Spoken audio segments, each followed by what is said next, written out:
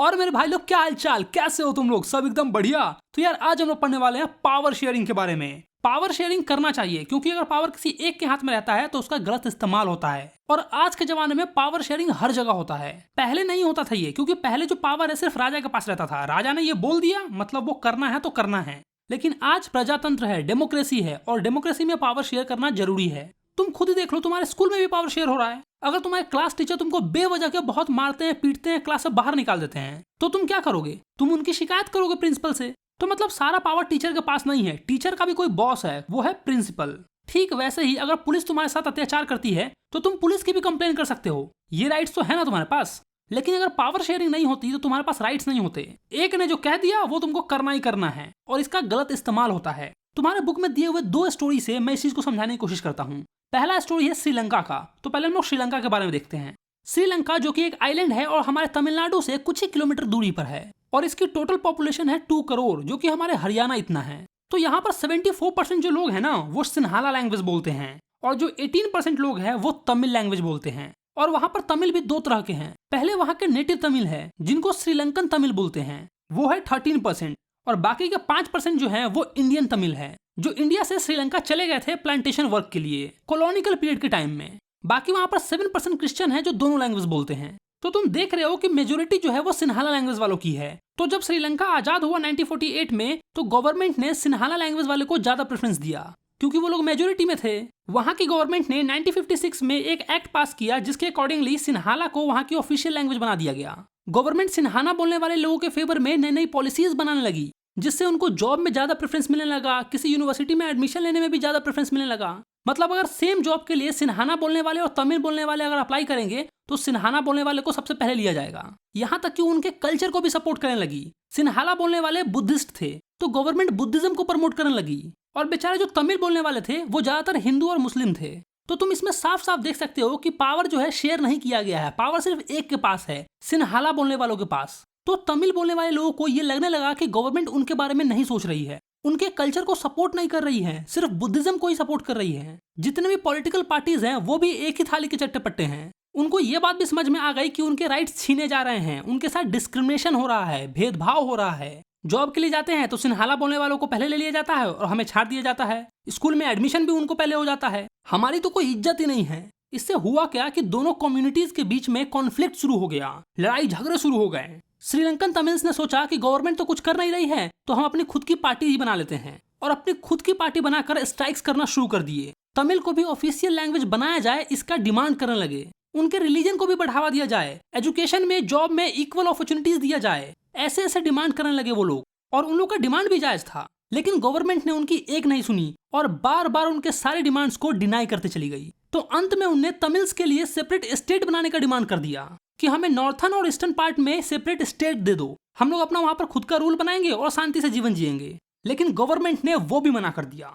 फिर आ गया तमिल बोलने वालों को गुस्सा, और छिड़ गई युद्ध, और उन्होंने ईंटें उठाए और सबका कपार फोड़ना शुरू कर दिया। मतलब लड़ाई हो गई, सिविल वॉर हो गया। दोनों कम्युनिटीज के हजारों लोग मर गए, बहुत सारे लोग तो देश छोड़ के चले गए। श्रीलंका के इकोनॉमिक्स के तो लग गए, वहाँ के कल्चर, वहाँ के सोशल सब बर्बाद हो गया। ये सब हुआ किस लिए? क्योंकि पावर सिर्फ एक के पास था, सिन्हाला बोलने वालों के पास। अगर पावर दोनों के पास होता तो ये नौबत नहीं आती। अब पढ़ते हैं हम लोग बेल्जियम की कहानी, जहाँ पर पावर को शेयर किया गया। बेल्जियम एक यूरोप का छोटा सा कंट्री है जो कि हमारे हरियाणा से भी छोटा है। वहाँ की पॉपुलेशन हमारे हरियाणा के भी आधी है। वहाँ सिर्फ 1 करोड़ लोग रहते हैं। उसका बॉर्डर फ्रांस, नीदरलैंड, जर्मनी और लैक्समबर्ग से कनेक्टेड है। अब देखो, ये जो ऊपर का पार्ट है ये फ्लेमिश रीजन कहलाता है, और यहाँ पर 59% लोग रहते हैं जो डच बोलते हैं। और ये जो नीचे का पार्ट है इसको वेलोनिया रीजन बोलते हैं। यहाँ पर 40% लोग रहते हैं जो फ्रेंच लैंग्वेज बोलते हैं। बाकी बचे हुए 1% जर्मन लैंग्वेज बोलते हैं। और ये जो छोटा सा जगह देख रहे हो ये बेल्जियम का कैपिटल है, ब्रुसेल। यहाँ उल्टा है, 80% लोग फ्रेंच बोलते हैं और सिर्फ 20% लोग जो हैं वो डच बोलते हैं। ओवरऑल कंट्री में देखा जाए तो डच बोलने वाले मेजोरिटी में हैं,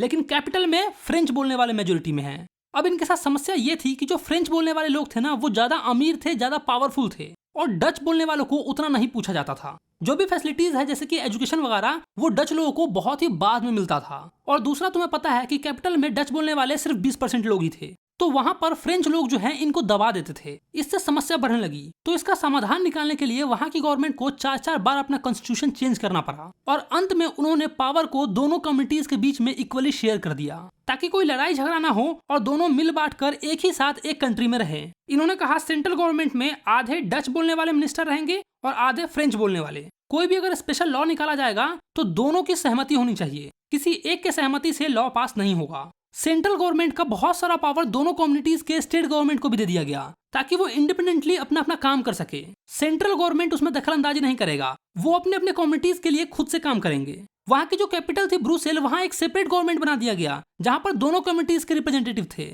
और फिर लास्ट में सेंट्रल गवर्नमेंट और स्टेट गवर्नमेंट के अलावा भी एक तरह की और गवर्नमेंट बनाई गई जिसको बोलते हैं कम्युनिटी गवर्नमेंट, जो कि तीनों कम्युनिटीज के लिए बनाया गया था, डच बोलने वालों के लिए भी, फ्रेंच बोलने वालों के लिए भी और जर्मन बोलने वालों के लिए भी। और इस गवर्नमेंट का यही काम था कि वो अपने अपने कल्चर के लिए, एजुकेशन के लिए, लैंग्वेज से रिलेटेड इश्यूज पे काम करे। मतलब 3 तरह का गवर्नमेंट बनाया गया, सेंट्रल गवर्नमेंट, स्टेट गवर्नमेंट और कम्युनिटी गवर्नमेंट। ये पूरा का पूरा सिस्टम थोड़ा कॉम्प्लिकेटेड जरूर है, लेकिन वहां के लोगों में सुख और शांति है। यहाँ का सिस्टम इतना अच्छा था कि ब्रुसेल को यूरोपियन यूनियन का हेडक्वार्टर चुना जाता है। तो देखा तुमने कि कैसे बेल्जियम जो है पावर शेयरिंग करके अपने लोगों में सुख और शांति बनाए रखता है, लेकिन वहीं श्रीलंका जो है पावर शेयरिंग नहीं करता है, पावर सिर्फ एक के पास होती है, तो वहां लड़ाई हो जाती है। तो अब तो समझ में आ ही गया होगा कि पावर शेयरिंग क्यों जरूरी है। इसके 2 रीजन हैं। पहला है प्रूडेंशियल रीजन, यानी कि प्रैक्टिकल रीजन, जो कि तुमने अभी अभी देखा कि 2 कम्युनिटीज के बीच में लड़ाई की संभावना को कम करता है और पॉलिटिकल को स्टेबिलिटी देता है, वहां के लोगों में पीस बनाए रखता है। और दूसरा है मोरल रीजन, यानी कि एथिकल रीजन, जैसे कि जहां पर डेमोक्रेसी होता है वहां पर पावर शेयर होता ही होता है।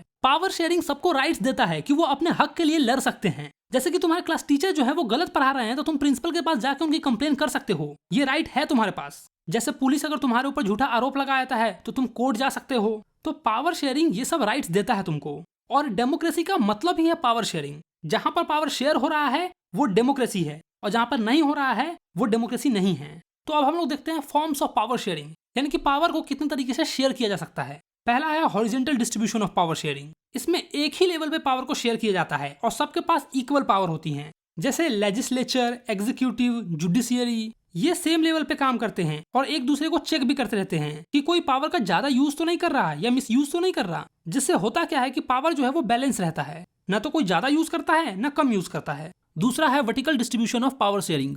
इसमें पावर जो है हायर लेवल से लोअर लेवल तक जाती है। जैसे पहले सेंट्रल और यूनियन गवर्नमेंट होती है, उसके बाद स्टेट गवर्नमेंट होती है और फिर स्टेट से भी नीचे होती है लोकल गवर्नमेंट। जैसे हमारे यहाँ म्युनिसिपैलिटी और पंचायत वगैरह होती है। पहले तो हमारे पास सेंट्रल लेवल पे पावर हो गया, फिर उससे नीचे आता है रीजनल लेवल पे। कुछ कंट्रीज में ये होती है, कुछ में नहीं होती है। हमारे इंडिया में है, जिसे हम लोग स्टेट गवर्नमेंट बोलते हैं। और फिर स्टेट से भी नीचे पंचायत वगैरह होता है। तो तुम देख सकते हो कि पावर जो है वो हायर लेवल से लोअर लेवल की तरफ शेयर हो रहा है। इसीलिए इसको वर्टिकल डिस्ट्रीब्यूशन बोलते हैं या फिर फेडरल डिवीजन ऑफ पावर बोलते हैं, जिसके बारे में हम नेक्स्ट चैप्टर में बहुत ही डिटेल में पढ़ेंगे। एक बात और याद रखना कि इसमें पावर जो है सबके पास सेम नहीं होता है। सेंट्रल के पास ज्यादा होता है, स्टेट के पास कम होता है और फिर लोकल गवर्नमेंट के पास उससे भी कम होता है। पावर को रिलीजन और लैंग्वेज के बेसिस पे भी बांटा जा सकता है, जिसको बोलते हैं power sharing among different social group. जैसे कि हमने बेल्जियम के एग्जांपल में देखा था कि वहां पर कम्युनिटी गवर्नमेंट थी जो कि अलग अलग लैंग्वेज बोलने वालों के लिए अलग अलग बनाई गई थी।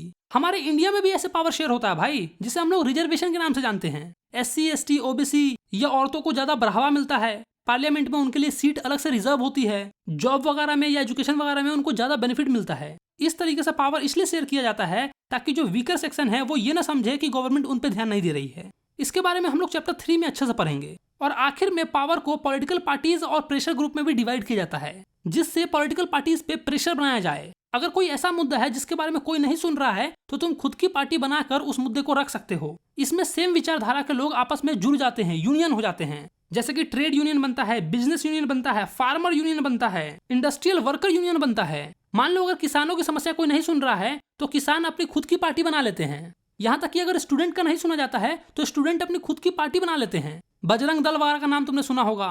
चिंता मत करो, इसके बारे में हम लोग चैप्टर 4 में बहुत ही अच्छे से पढ़ेंगे। आगे के जो तुम्हारे चैप्टर है ना वो इसी चैप्टर का एक्सटेंशन है। पावर शेयरिंग के बारे में ही आगे बहुत अच्छे से बताया गया है। उनके राइट्स के बारे में, क्या वो कर सकते हैं, क्या नहीं कर सकते हैं, कैसे कर सकते हैं। इस चैप्टर का MCQ जो है वो हमारे एप्लीकेशन और वेबसाइट पे दिया हुआ है। तुम जाओ और जाके जरूर अटेंड करना, ताकि हाथों हाथ तुम्हें इस चैप्टर का रिवीजन भी हो जाएगा। सेल्फ रिवीजन करना बहुत जरूरी होता है, इसलिए जाओ और जाके टेस्ट दो। बाकी इसके नोट्स जो है वो बहुत जल्दी आ जाएंगे। अगर तुम्हें ये सारी चीजें समझ में आ गई तो वीडियो को लाइक करो, अपने दोस्तों के साथ जरूर शेयर करो और हाँ भाई, अगर तुमने अभी तक मेरे चैनल को सब्सक्राइब नहीं किया है तो क्या कर रहे हो भाई, चैनल को सब्सक्राइब मार लो यार, फ्री का ही तो है, कोई पैसे थोड़े लग रहे हैं। चलो तो मैं मिलता हूँ तुमको नेक्स्ट चैप्टर में।